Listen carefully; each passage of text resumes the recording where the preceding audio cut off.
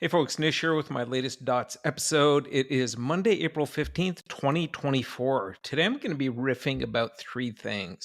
One is, what is the purpose of this podcast? And I've got a question for you that I'd really appreciate it if you could think about and send me back a response over the next few days. Two is, creative operations vocabulary. And three is, I want to take some time and talk about change. It seems to be a topic that's everywhere these days, especially in creative operations world. So I'm going to talk about change, grandpas, and Bruce Lee. Stay tuned to see what that's all about. Before I get into those three things that I'm going to be riffing about, just a heads up on some interviews that are going to be dropping over the next few weeks. On April 17th, I've got my conversation with Bethany Thornton that's dropping. She's coming off a year-long sabbatical after having led creative operations at Atlassian and really leading it through a period of hyper-global growth. She's got a lot of good insights and reflections to share with us. Really, it's going to be a discussion about empowering creativity and really putting people at the heart of scaling operations. Coming up on April 24th is my conversation with Betty Louie. Betty's the general counsel at Brand Tech Group, and we're going to be talking to Betty about legal's role in accelerating AI adoption and value. Again, another banger of an episode where she's got a lot of hands on experience as general counsel at Brand Tech Group. And that is an organization that, in my opinion, has done a fantastic job of like really moving ahead with speed with AI adoption. And legal has really been a key partner in that process. And I know very often legal gets a bad rap in organizations of getting in the way of progress. This is the opposite end of that spectrum. So if you feel like you need to listen to an episode and get some tips and tricks on like what is a role that legal can play and maybe something where you can send it along to your head of legal and getting them enrolled as a partner in your AI journey in your organization, tune into that episode coming up on the 24th. And then on May 1st, I've got a conversation that we're going to be dropping with Mike Rizzo. Mike is a founder and leader of the 1,300 plus strong marketing ops community.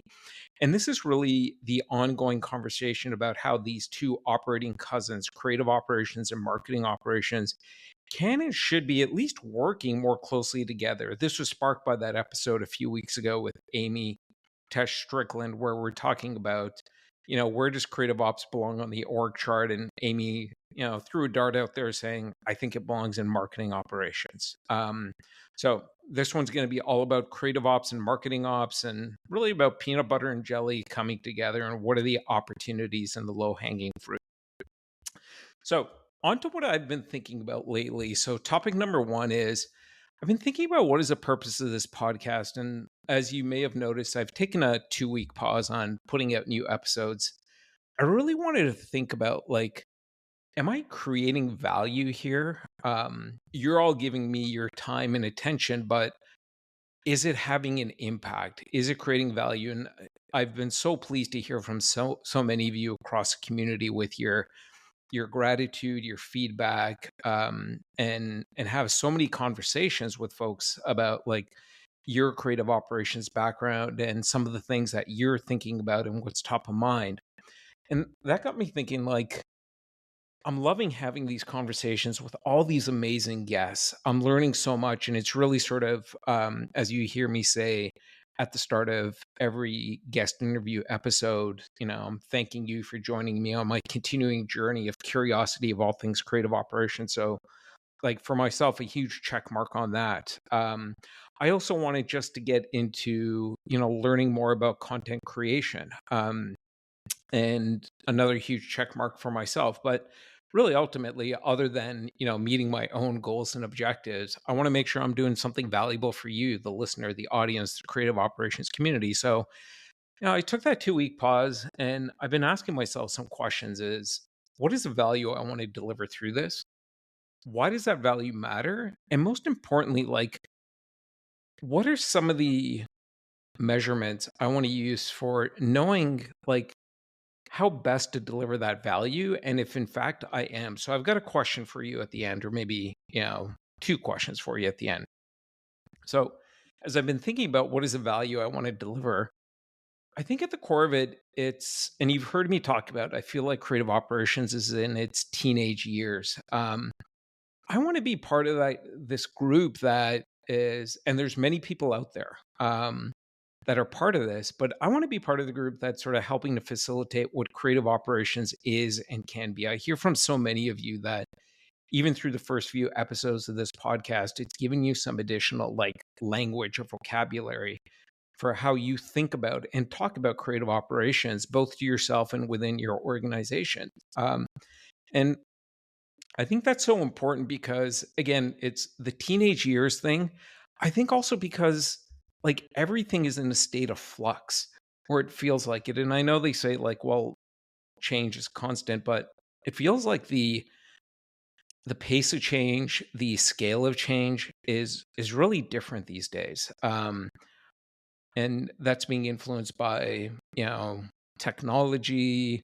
Um, I think most especially technology is one of the big things that's changing, and certainly the economic landscape and other things. So I think at the core of like the value I want to deliver, it's helping creative operations as a profession, as a community, figure out what it is and what it can be, so that it can reach its full potential, both as a role and profession, and then how that translates to you, the individual listener, is like, how can that help your individual career path? And I think I've started to do some of that through the first, handful of episodes. Talk like getting exposed to some of the great insights from the folks we've profiled on the podcast, as well as talking about things like asking everyone, what is your definition of creative operations? Something I want to dive deeper into. Talking about where does creative operations belong on the org chart? Because I think that is something we've come back to a few times and we're going to keep coming back to, because I think one of the big macro changes that is just starting is that what the org chart looks like today is going to be dramatically different over the coming years. And especially with, I think that ops role, like sales op, marketing ops, creative ops, revenue ops, like all these ops roles, I think there is going to be like a pretty seismic change over the coming years. You know, going more of a horizontal orientation versus a vertical orientation. That's something I want to dig more into. And and then I'm asking myself, like, why does it matter? Why does it matter that, we work together to define what creative operations is and can be, and start to answer all these questions around where does it belong on the org chart? How does it work with its operations cousins, and all these other things that we're starting to dive into? And why do I care about that? Well, I think quite simply, it's that like content and creative in all its forms is increasingly going to be such a critical pillar for how any organization wins. Whether that's like content and creative that you're looking to scale to fuel like this never ending cookie monster marketing machine that like the appetite is unyielding, or it's more about the content and creative that sort of fuels the next great wave of storytelling that your brand wants to tell, or if you're an agency, your client's brands wants to be able to tell out there in the market to break through the noise of all that scaled content. And I think creative operations has played a good role in that over the last 10 years, as this role is like came to be. Like it was about 10 years ago that creative operations started to emerge as a role. But, and I'm going back to the whole teenage years analogy thing again, I feel like creative operations, the role started off as rooted in, we have a project management problem. We need to produce more content and do it more quickly and do it more cost effectively. So it got framed initially as a project management problem and therefore a project management solution. And I believe that project management is still at the heart of what creative operations is. But I think project management needs to be part of, but it's not the heart of creative operations. I think creative operations needs to evolve into its adulthood of similar to what we've seen in marketing operations and sales operations, really thinking much more strategically and much more in systems versus sort of in the weeds of project management, of enabling an organization's content and creative engine. And I think that matters. Otherwise, um, it's going to keep getting pulled back into its project management origins. Again, the project management part of it is important. It's a component, but I believe it continues to play way too much of a dominant role. And I think it stopped a lot of creative ops teams, a lot of creative operations leaders from fulfilling their full potential. And that in turn impacts the organization that has these creative operations roles. One of the things I've been really interested by over the last year is the number of creative operations positions that have been eliminated.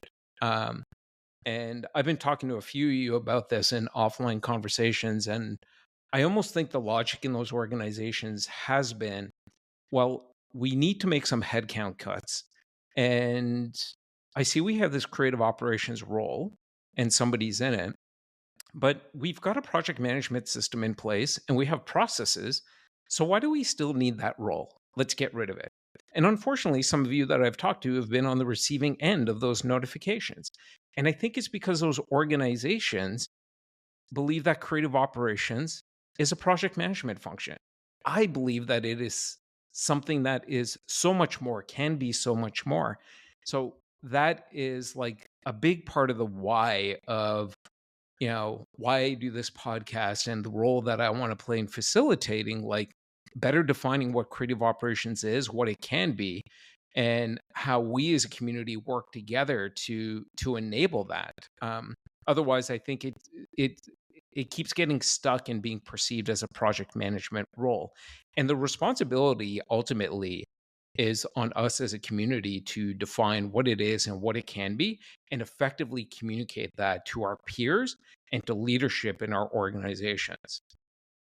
So finally coming up to like, how do I want to deliver on this? Like, I'm doing these podcast episodes, I'm doing these dots episodes, which I really enjoy doing because it's just me and I get to riff. And I've gotten some great feedback on these. Let me know if you like them or don't. Um, and I've loved doing the guest interviews. But again, going back to, is this delivering value? I think it is, but I don't want to simply put out content for the sake of putting out content. I think that's just being, I think that would just me being lazy, going, oh, look at what I did. I did more episodes for the sake of doing more episodes. I want this to be valuable. And I want it to be rooted in that core mission of helping to facilitate the evolution of what creative operations is and what it can be. So I've been asking myself two questions. I've been asking myself is, what do I want people to feel, like a single adjective? And what action do I want to create through the podcast? And I think I've really been thinking about that over the last 2-3 weeks. And again, because like producing content is easy, it's just time. Like, to be perfectly blunt, like I love doing these things, whether it's the solo episodes or the guest interviews. And it's I think when you love doing something, it's just sort of easy. Whether it's easy or not, it just feels easy. So um the adjective I've been thinking about is like, I want these episodes to be thought provoking. And I want you to go, like, listen to an episode and go like, "Oh, shit, I never even thought about that." Like, that's an interesting way to look at, like process or technology or, something related to, people management. Like, um, and so thought provoking is the action I've been thinking about. And the action sort of related to thought provoking is, are you asking yourself questions or are you asking others questions? And what I mean by that is like, are you walking away from an episode going, oh, that was interesting? but then you never think about it again. It's not something that's circling around in your head. You're not talking to anyone on your team about it. You're not talking to peers. You're not talking to like leadership or anything like that.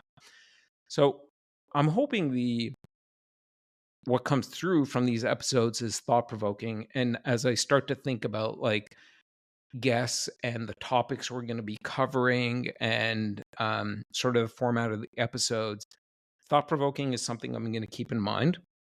And then the actions, are you asking yourself questions? Are you asking others questions? Maybe it's questions about what is your role as a creative operations leader? What is creative operations? What is it today and what can it be? Is it sparking discussions inside of your organizations with your team, your ops peers, about like what is the job of creative operations today in our organization and what should it be in the future? Is it sparking questions and discussions related to your tech stack, your processes, people and skills on the team, especially as the environment around us is changing so dramatically at a macro level, and then there's like environmental factors that are specific to your company. So again, the adjective is thought provoking and the action is it then, are you walking away from having invested your time in listening to an episode, asking yourself questions that are, intruding on your shower thoughts, that are intruding on, your weekly or monthly team meeting, that are maybe like adding like a a previously missing ingredient to a conversation that you're having with your leadership team, your boss. That's what I want to come through. So I'm gonna like sort of use that as you know one of my um, inputs, like one of my design elements as I'm thinking about episodes coming up. Not really sure that's going to come through on the next three that I mentioned with Mike Rizzo, Bethany Thornton, and Betty Louie. But you know, um, it's something I'm going to keep in mind for future episodes. So my question for you is this: is like as you're listening to these episodes and giving your time and attention to it, like what single adjective is coming through for you?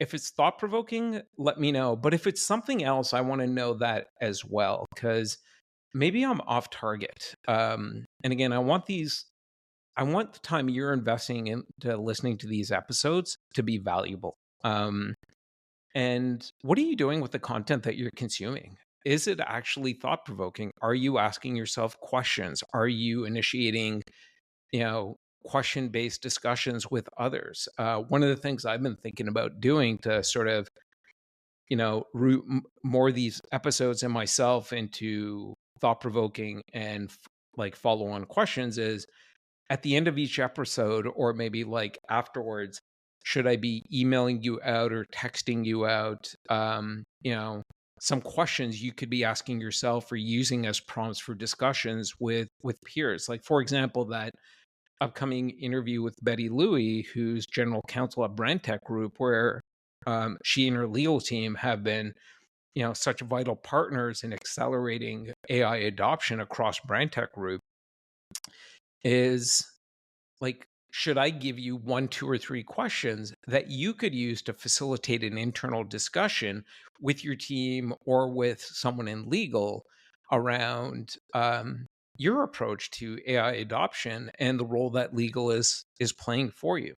So, anyways, if you could let me know, I'd appreciate it. You could drop me a line, nish at creativeops.fm, or hit me up on LinkedIn because I'm probably better at responding to LinkedIn, to be perfectly honest, and that allows us to get connected as well.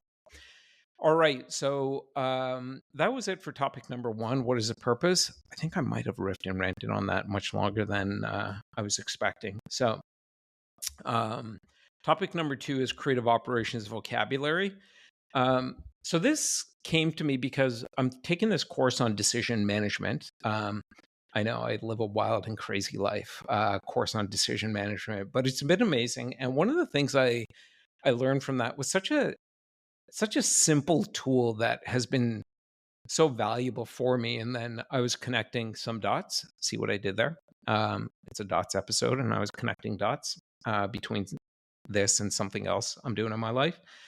One of the simple frameworks that was given is like when we're making decisions, is the decision going to lead to hard mode or easy mode in whatever context that decision is? And hard mode is like based on a decision I'm making, it's or not making, it's going to lead to something being harder in the future versus making a different sort of decision, or instead of ignoring the decision and actually making one, it leads to easier mode.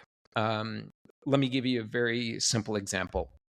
If I decide to go to bed on time, like for me, it's usually like 9:30 p.m., then that makes the next morning easier. It allows me to start the day on easy mode because I've gone to bed on time. I'm getting enough hours of sleep and I get to start the next day on easy mode. Versus if I go, nah, you know what? I really got to scroll a little bit more on TikTok or YouTube shorts, or, I got to, or even like, nah, I want to stay up late and read a book or something like that. Something I don't really need to do, but I just, I'm just sort of ignoring the discipline of going to bed on time.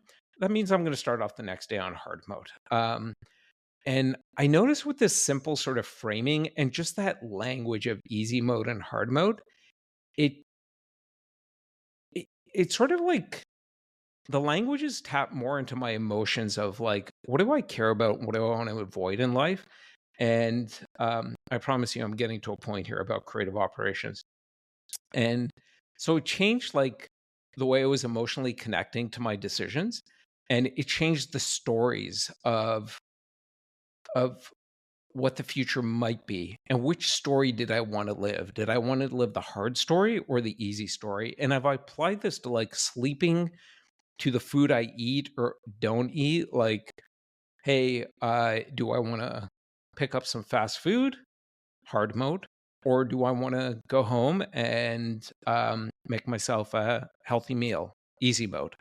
Um, do I want to, make sure I carve out time to check in with my girlfriend?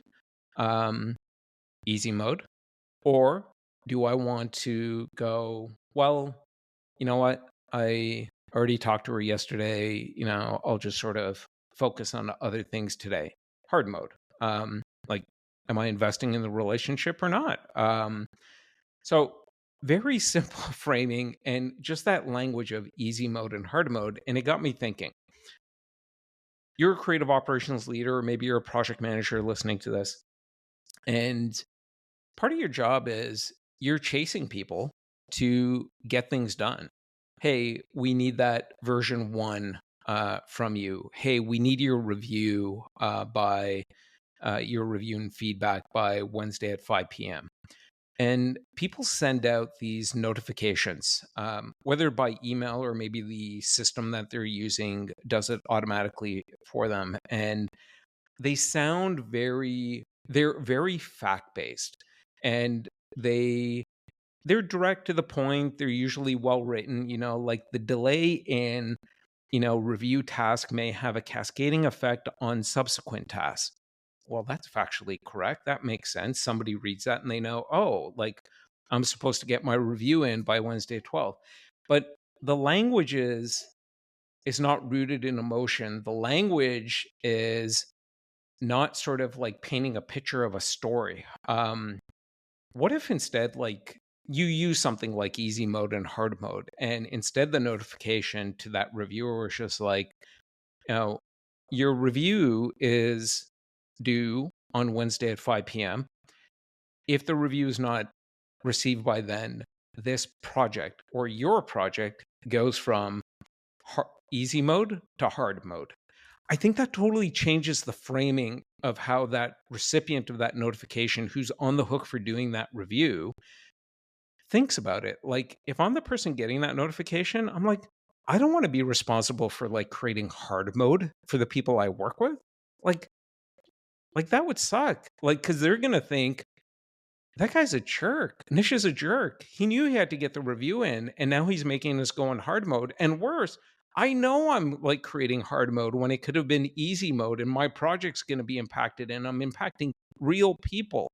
because now they're going to have to like scramble and figure out things just because I couldn't get things done on time as had been previously communicated and agreed to. So, my questions, because again, I want this to be thought provoking, is, you know, what are you sort of like, what is your creative operations vocabulary? And what are the stories that your vocabulary, your words are helping to tell or not tell? Again, something as easy as like easy mode versus hard mode being used in notifications or reminders or warnings and things like that is, and what are the emotions it's tapping into, and what are the stories that people are then like interpreting from those words, from those terms, from that language? And is that helping to incentivize the behavior that you want, especially, getting things done on time? So I thought that was interesting. And I never really thought about like the vocabulary that we use, because I think we're so used to and indoctrinated into, well, the job is to state facts. But human beings are not moved on facts. We are moved on emotions and stories. The stories of what was, what is, and what can be. And when it comes to like managing the creative process, so much of the job is making sure that things get done on time, especially around like things like reviews. And I think we need to think about like creative operations vocabulary and how we leverage that to get more of what we need and want to make that content and creative engine hum like we want it to. And I think that's part of being a creative operations leader, is like thinking about these things like, creative operations vocabulary. I guarantee you, if you're listening to this, I'm going to bet that 90% of you, maybe more, have never even thought about like what is our creative operations vocabulary. So give a think on that. And if this is something you've done or it's sparking you to think about it, I'd love to hear about like what are the terms and words that you might be incorporating or thinking about incorporating now. Final topic I want to riff on, and wow, I'm really going long today. Hopefully this kept you interested enough that you're sticking around as I go past minute 25. Actually, I think it's minute 27. Anyways, third and final topic is change. There's been much more focus on this topic. The upcoming Henry Stewart Creative Operations Conference in New York. I think the theme of the conference is centered all around change, and I think that's fantastic because there is so much change that is happening. Again, going back to my first topic on what is the purpose of this podcast and why does it matter, there's like big changes happening in the macro landscape, and any individual company is also dealing with changes that are unique to their organization. But I think as we're thinking about like change and change management, one thing I'm thinking about is that, this is not our grandfather's change management. I think there's a lot of good existing playbooks and best practices around how change management should work. I think that's based on yesterday's environment. You're going to put in place a new project management system. You could probably Google, like, how to effectively implement a new project management system, and you're going to get back like a ton of results, and you're going to find some good, playbooks to use as a starting point and adapt to your own individual situation. But the environment's changing. Like technology and AI is moving, like, or AI is part of technology, is just moving at such a different pace. We've all experienced it over the last year. The speed at which business is operating these days is substantially different than it was even a couple of years ago. The competitive landscape for any industry or any individual company is also changing at a rate that is dramatically different than it used to be. So I think the waters itself that we are all swimming in have changed. And when they've changed, you can't simply like, navigate change the way you were for yesterday's water system. You have to take some time to think about, like, how is my environment different? How do I need to think differently then about how we are going to change everything that I'm responsible for as a creative ops leader, whether it's technology, process, the people on our team and the skills that they need as this environment is changing, as I'm thinking about like the acceleration of technology and AI and automation, as ops roles may start colliding into each other. And so many other things that we need to be thinking about. Again, this is not our grandfather's change management.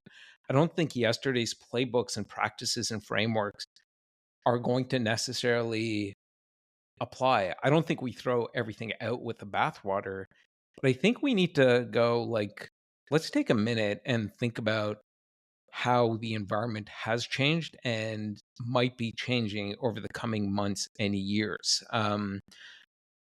And so some of the things I'm thinking about is, again, questions. The action related to the thought provoking adjective is, how's my environment different today than it was yesterday? And how is my environment likely to be different tomorrow than it is today?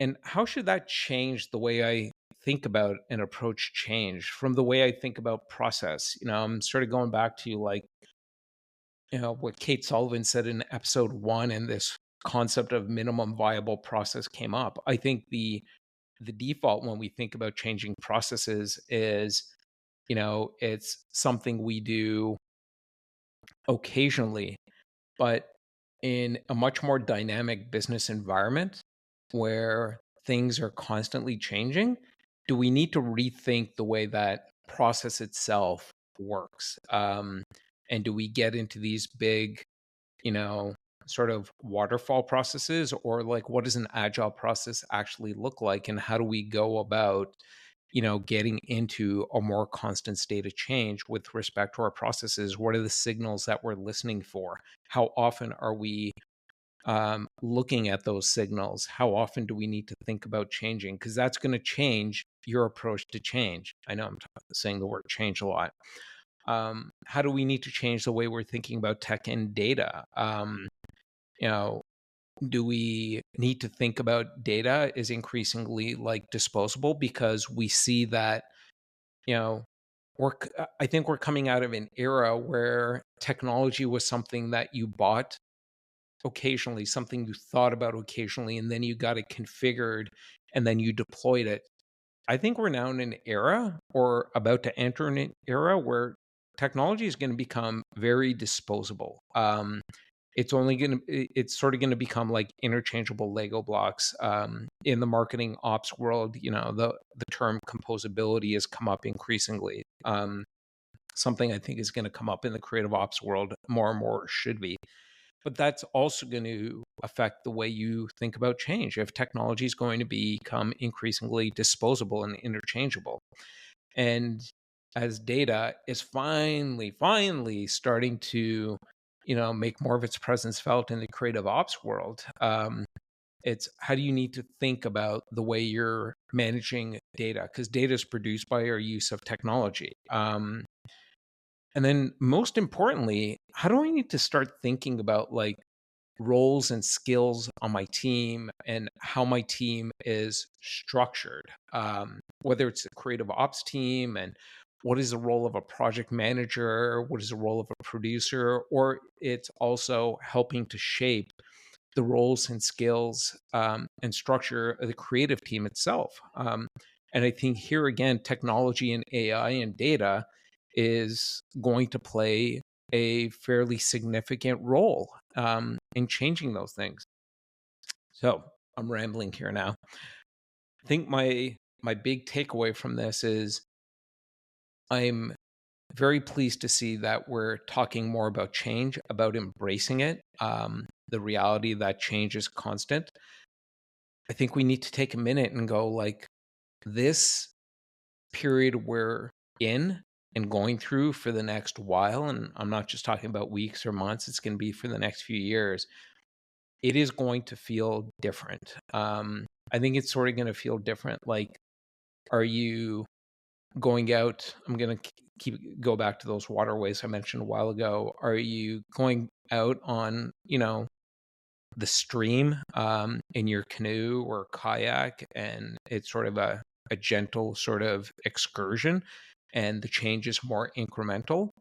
Or are you getting on the speedboat in some pretty turbulent waters? And the change is going to be more seismic. Like, is it going to be incremental change, or is it going to be more like blank canvas thinking in terms of the scope of the change?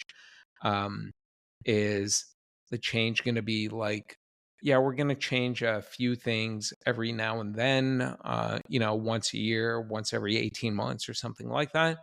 Or is the change really going to be constant? Because I think the reality is, in most organizations, things like process and tech stacks and the way we think about team structures, they are pretty ossified.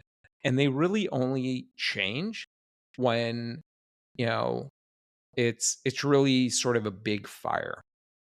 And I think this environment's going to be very different, that there's going to be more big fires, like, on a much more frequent basis, and to both deal with them as they come up and also to try and get ahead of them before they do become fires.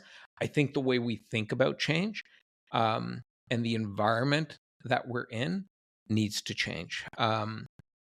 And so the final thing I'm thinking about is related to change, is that Bruce Lee quote, to be like water. Um, and this isn't just true for creative operations. I think this is true for any individual professional, any team, any organization. The scale and scope and speed of change that is starting to happen, that is only going to accelerate, is unlike anything we've experienced before. So, this isn't our grandfather's change management. This is a totally different environment. And I think Mr. Lee was right when he said it all the way back in the 70s, or it could have been the 60s. We need to be like water. And I think that's a huge opportunity for creative operations leaders to step up and put themselves, their teams, and their organizations in a position to be like water when it comes to the content and creative engine that they're responsible for navigating in this new environment. All right. So if you stuck all the way to the end, I appreciate it. Coming up on 40 minutes. I love doing these episodes. I hope you like them as well. And if you do, let me know. And if you don't, also let me know. Like, you're not gonna, well, you might slightly hurt my feelings, but that's okay. I would rather have you tell me, like, my baby's a little bit ugly, than keep doing it, and not adapting and editing based on feedback from you, because I'm ultimately, like, I'm doing this for myself, but this needs to be valuable for you and the creative operations community. So that's it for me. And again, remember, if you want to reach out, Nish at creativeops.fm, or connect with me on LinkedIn. I'm really responsive there. And if you could respond to those two questions. What is the adjective that comes to mind when you think about the Creative Ops podcast after you listen to an episode? I'm hoping it's thought provoking, but if it's not, tell me what adjective comes to mind. And two is, what action are you taking after listening to an episode? Are you asking yourself questions? Is it prompting question-based discussions with others in your organization? Or is it something else? Is it simply something you consume and then it's sort of forgotten? It's your guilty pleasure, but you're not doing anything with it. And if that's also the case, I want to know, so I can think about, like, what changes do I need to make? All right, that's it for me. I'm out. Thanks, guys.